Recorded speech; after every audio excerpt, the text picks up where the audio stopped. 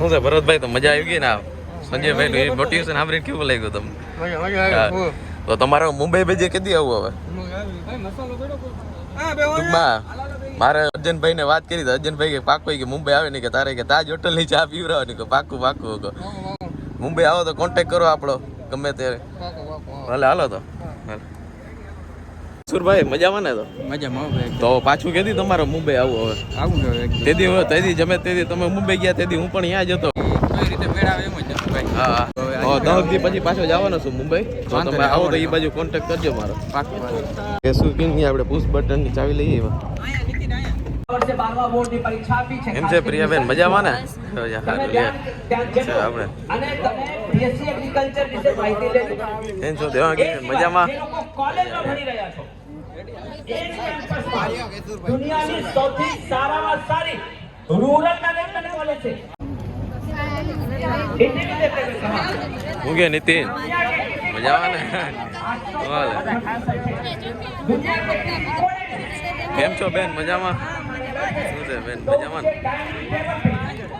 આ ઇન્ફ્લુએન્સરો બધા અહીંયા ભેગા થઈ ગયા, બહાર નીકળ્યા છે, ફોટા પાડવાનું ચાલુ થઈ ગયું છે. આ પુશ બટન કેશુભાઈ હું મજામાં ને?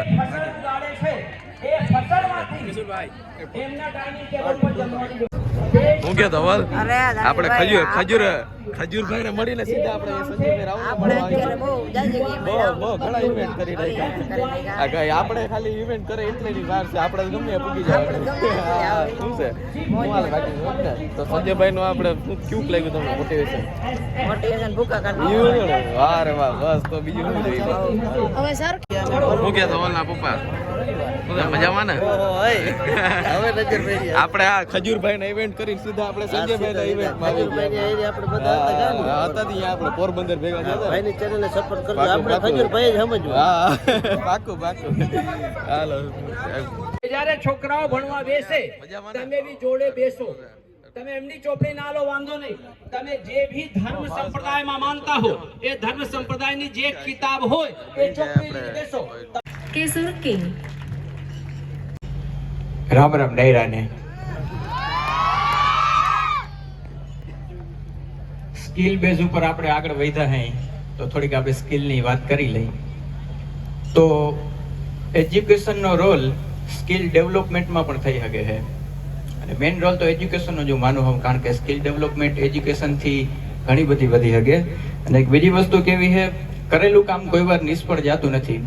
ઘણા બધા વિદ્યાર્થી મિત્રો એવી વાતો સાંભળે, વાહિયાત વાતો સાંભળે અને ફાકામાં જીવે છે કે ભણે એ ભિખારી રખડે એ રાજા. એ વેમમાં જ આપણે વાહે રહી જાય. કારણ કે મને ઘણા લોકો ભેગા થતા હોય એ ઉદાહરણ દેતા હોય, ઓલો ભાઈ કે ભણ્યો નથી તો એટલો આગળ છે. બિલ ગેટ્સ માઇક્રોસોફ્ટ નો માલિક છે, એને કોલેજ મૂકી દીધી હતી તોય એટલો આગળ છે. ટેસ્લા નો માલિક છે, એને ભણવાનું મૂકી દીધું તોય એટલો આગળ છે. પણ ભણવાનું મૂકી દીધા પછી એ પાછળ કેટલું વાંચે છે તમને ખબર છે?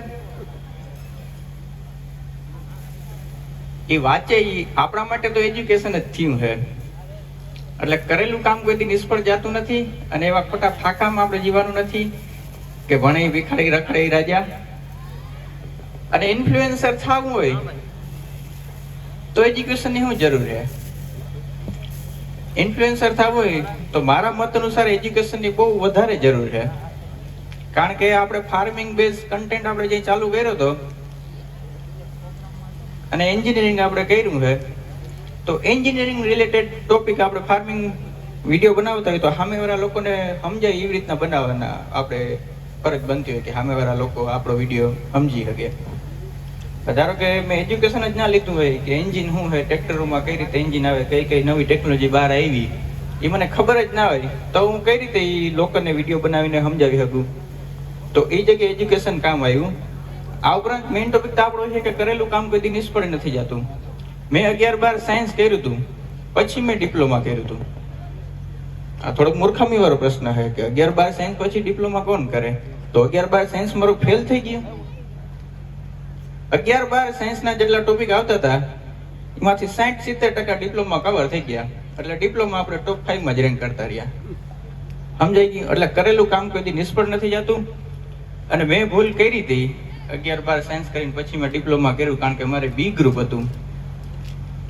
પછી ખબર પડી આપણે ઇન્ટરેસ્ટ તો એન્જિનિયરિંગમાં જાગે છે. તો તમારો ઇન્ટરેસ્ટ ઓળખો, જાણો, અને એમાં એજ્યુકેશન બહુ જરૂરી કામ લાગવાનું છે.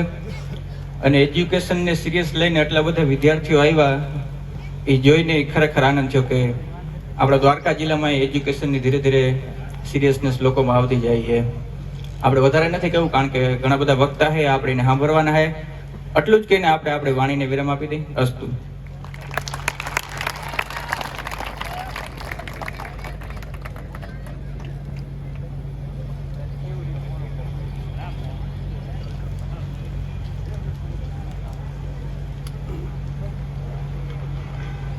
હજુ આપણી વચ્ચે ઘણા બધા ઇન્ફ્લુએન્સર છે. કદાચ તમે એ બધાને એક સાથે જોવા હોય તો ન જોઈ શકો. એ માટે તમારે અલગ અલગ આઈડી સર્ચ કરવું પડે ઇન્સ્ટાગ્રામમાં, બરાબર ને? પછી અલગ અલગના વિડીયોઝ જોઈ શકો. પણ આજે એજ્યુકેશન એક્સપોમાં એક જ હારે તમે બધા ઇન્ફ્લુએન્સરને મળવાના છો. એક જ જગ્યાએ તમને એક જ સાથે બધા ઇન્ફ્લુએન્સર મળવાના છે. અને આપણે બધા ઇન્ફ્લુએન્સરનું સન્માન કરવાના છીએ. કદાચ સરસ મજાની બધાની એડવર્ટાઇઝ તમે જોઈ હશે કે એજ્યુકેશનમાં આવજો, હું પણ આવું છું. અને અમારા બધાનું માનીને તમે બધા પણ આવ્યા.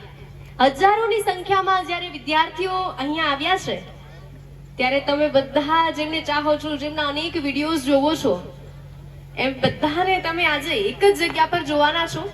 એ બધાનું આપણે સાથે સન્માન કરીશું. અને કદાચ આવું પહેલી વખત થતું હશે કે આટલા બધા ઇન્ફ્લુએન્સરનું એક જ જગ્યાએ સન્માન એક સાથે થઈ રહ્યું છે. એટલે તાલીઓના ગડગડાટમાં મારે પ્લીઝ તમને કોઈને રિક્વેસ્ટ ના કરવી પડે, બરાબર ને? બધા અલગ અલગ ઇન્ફ્લુએન્સરના ચાહકો હશે. કદાચ હું નામ બોલીશ તો એમાંથી તમને એમ થશે કે મને તો આ ઇન્ફ્લુએન્સર ફેવરિટ છે, તો તમને જે ફેવરિટ હોય એમના માટે તાલી વગાડી દેજો.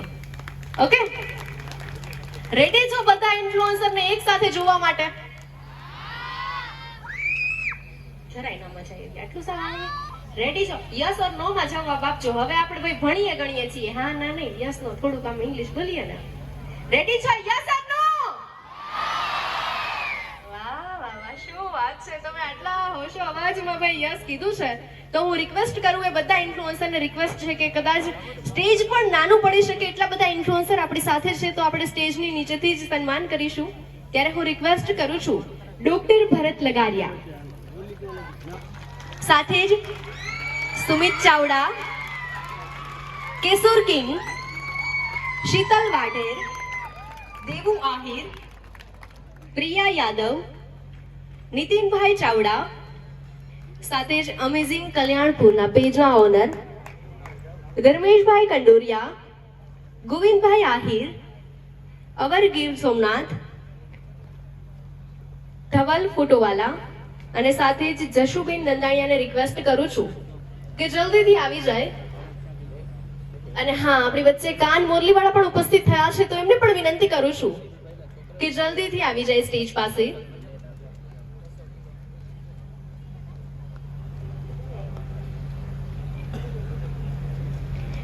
જેમના પણ નામ બોલાણા છે એ બધા જ લોકોને, એ બધા જ મહેમાનોને ખાસ વિનંતી છે કે જેમણે અમારા પ્રોગ્રામની શોભા વધારી છે. ને મને એવું લાગે છે કે આટલા બધા ઇન્ફ્લુએન્સર એક સાથે હોય તો તાલીઓનો ગડગડાટ થવો જોઈએ. વાહ વાહ વાહ.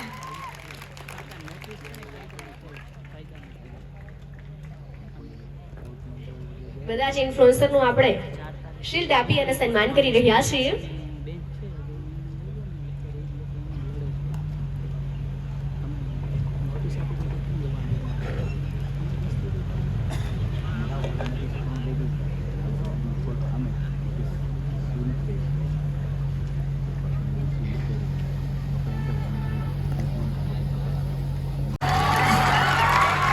અને એને ગોકુળિયામાં ગોઠ્યું નતું ને મથુરા મેલી આવ્યા હતા.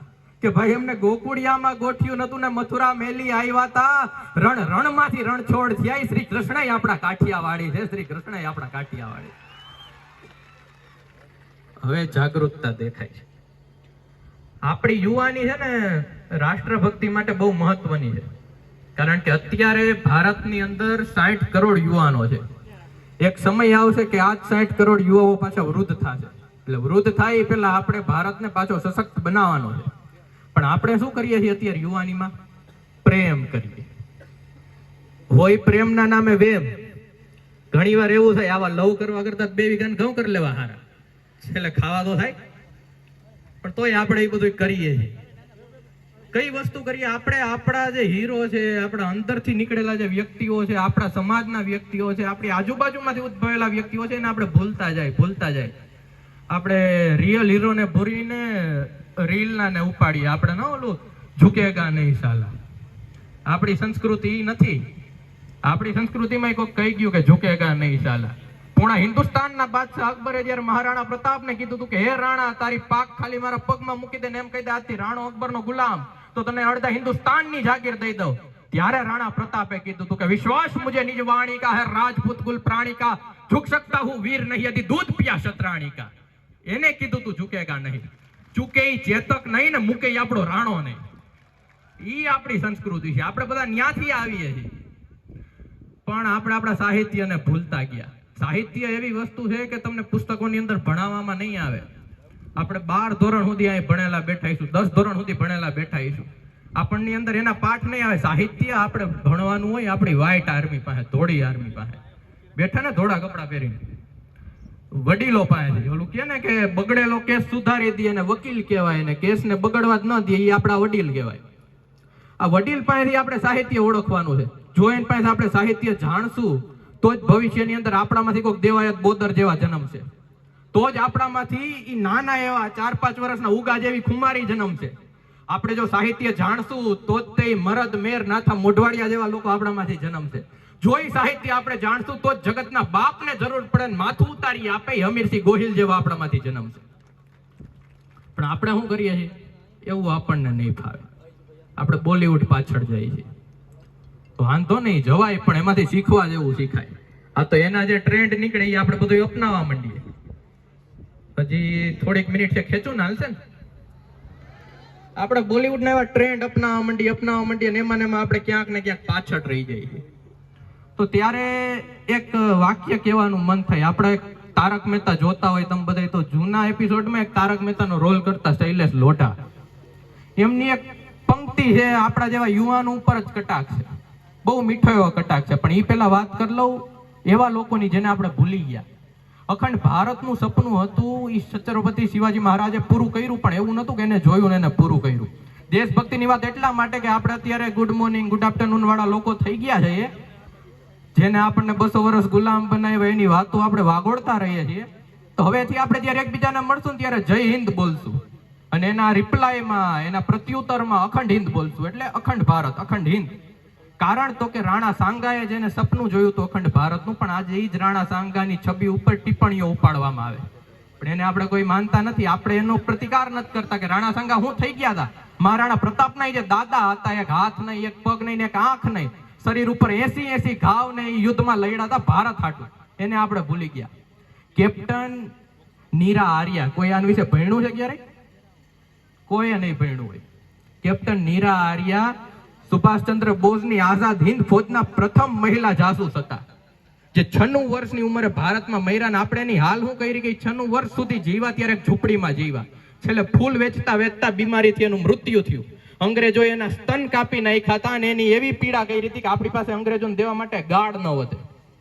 પણ આપણે એના વિશે નથી જાણતા. આપણે બોલિવૂડની પાછળ ભાગીએ. ત્યારે શૈલેષ લોઢાજી કહે કે કોઈ સલમાન કે બાलों पे मर गए तो कोई कटरीना के गालों पे मर गए. अरे कोई सलमान के बालों पे मर गए तो कोई कटरीना के गालों पे मर गए. कोई नोरा जैसी अदाकाराओं के रूप रंग तो उनकी चालों पे मर गए. ऊपर बैठकर भगत सिंह भी कहते होंगे यार राजगुरु सुखदेव न जाने हम भी किन सालों के लिए मर गए. ને રિક્વેસ્ટ કરું છું સ્ટેજ પર આવી જાય, અને આ સાથે જ દિનેશભાઈ ચાવડાને વિનંતી કરીશ કે શિલ્ડ આપી અને સન્માન કરશે.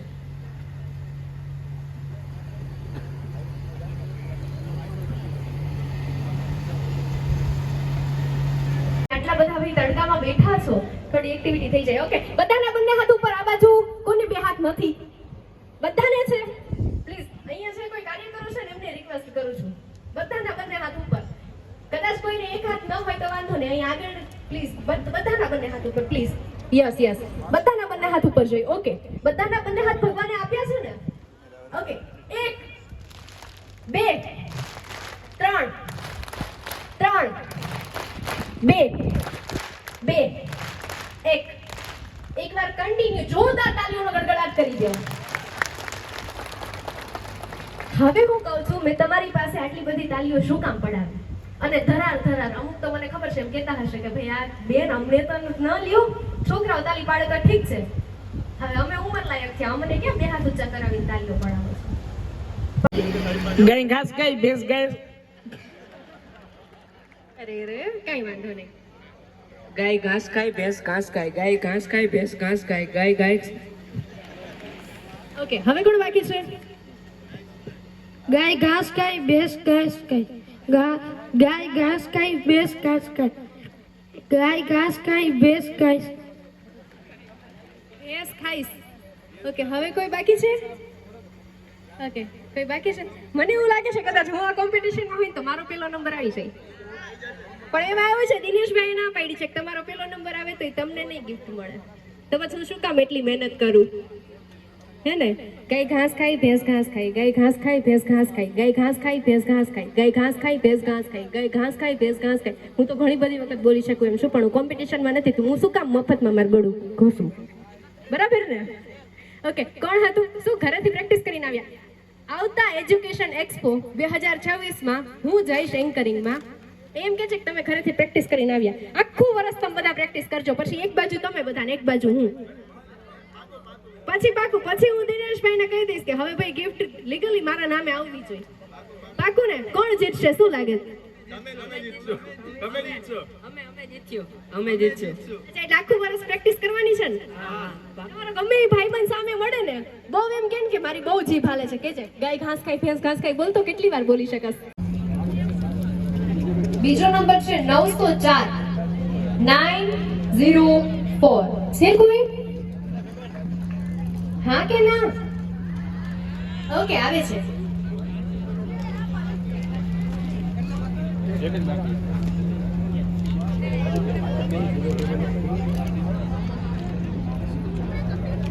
નેક્સ્ટ છે પાછો 4 ડિજિટ વાળા આવ્યા.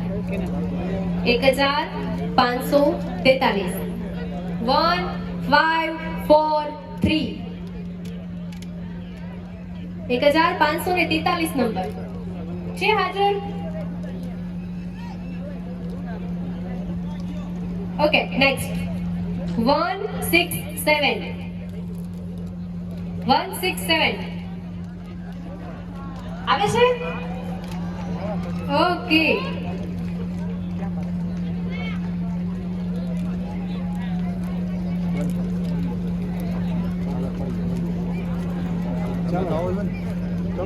તો મિત્રો હવે ટી પોસ્ટ અહીંયા બધા ઇન્ફ્લુએન્સરો બેઠા હતા, હવે જાય છે.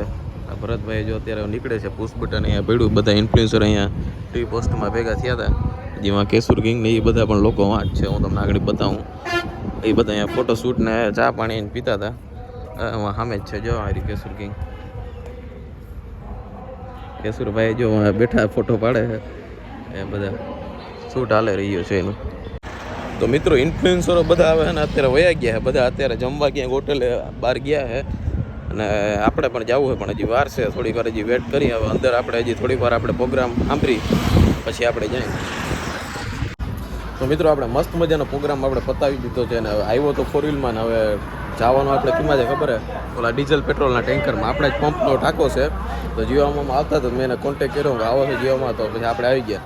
અને આપણે એક મિત્ર પણ મળી ગયા. શું છે ભાઈ, મજામાં ને? શું નામ તમારું?